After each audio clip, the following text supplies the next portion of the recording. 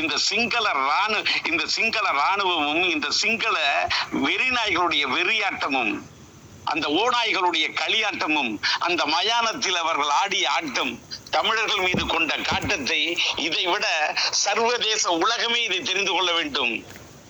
இந்த எங்களுடைய தமிழ் இன மக்களுக்கு ஒரு நீதி கிடைக்க வேண்டும். அந்த இராணுவத்தின் கட்டுப்பாட்டிலே இருந்த இடத்திலே இவர்கள் எங்களை புதைக்க விடுவதும் இல்லை, எரிக்க விடுவதும் இல்லை. இவர்கள் தமிழர்களை உயிரோடு மாய்த்தார்களா, இல்லை உயிரோடு புதைத்தார்களா? இந்த புதைக்குழிக்குள்ளே இத்தனை உடல்கள் மீட்டெடுக்கப்படுகிறது என்றால் எலும்புக்கூடுகள் தோண்ட தோண்ட வந்து கொண்டே இருக்கின்றது. இதை பார்க்கும்போது தமிழர்களுடைய நெஞ்சம் வெந்து கொண்டே இருக்கின்றது.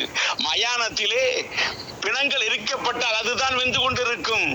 ஆனால் எங்களுடைய தமிழ் இனத்தினுடைய அந்த மக்களுடைய எலும்பு கூடுகளை இவர்கள் தோண்டி தோண்டி இன்றைக்கு எடுக்கின்ற போது எங்களுடைய நெஞ்சம் இன்றைக்கு வந்து கொண்டிருக்கின்றது.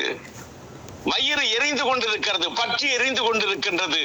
பாத்தி கட்டி செடி வளர்ப்பார்கள், ஆனால் சித்து பாத்தியிலே எங்களுடைய தொப்புள் கொடி உறவுகளை இவர்கள் புதைத்து வளர்த்திருக்கிறார்கள், புதைத்திருக்கிறார்கள், சிதைத்திருக்கிறார்கள், அழித்திருக்கிறார்கள். இதையெல்லாம் பார்க்கும்போது நெஞ்சம் பதைக்கிறது.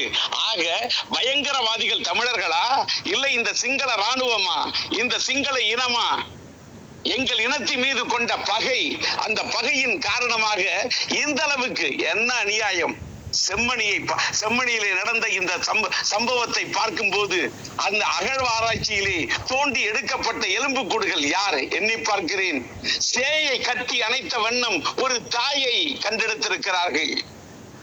பள்ளிக்கூட சிறுவன் கையிலே ஏந்தி பிடித்திருக்கிறான் பையை, புத்தக பையை ஏந்தி பிடித்த அந்த சிறுவனை கொன்று குவித்திருக்கிறார்கள். உயிரோடு வைத்து புதைத்திருக்கிறார்களே, நெஞ்சம் பதைக்கிறது. இதையெல்லாம் பார்க்கும் போது தமிழனும் கொதித்திட வேண்டும். அங்கே ஒரு தம்முடைய சொந்தங்களை, பந்தங்களை, உற்றாரை, உறவினரை இழந்துவிட்டு இன்று வரை யார் எங்கே இருக்கிறார்கள், உயிரோடு இருக்கிறார்களா, எரிந்தார்களா, புதைந்தார்களா, சிதைந்தார்களா என்று தெரியாமல் நாதியற்று அலைந்து கொண்டிருக்கக்கூடிய தமிழ் இன உறவுகளின் உள்ளங்கள் எப்படி பாடுபட்டு இருக்கும், எப்படி பதைத்திருக்கும். ஆனால் இந்த சிங்கள ராணுவம் எம் தமிழினத்தை எப்படி புதைத்திருக்கிறது பாருங்கள், எப்படி சிதைத்திருக்கிறது பாருங்கள்.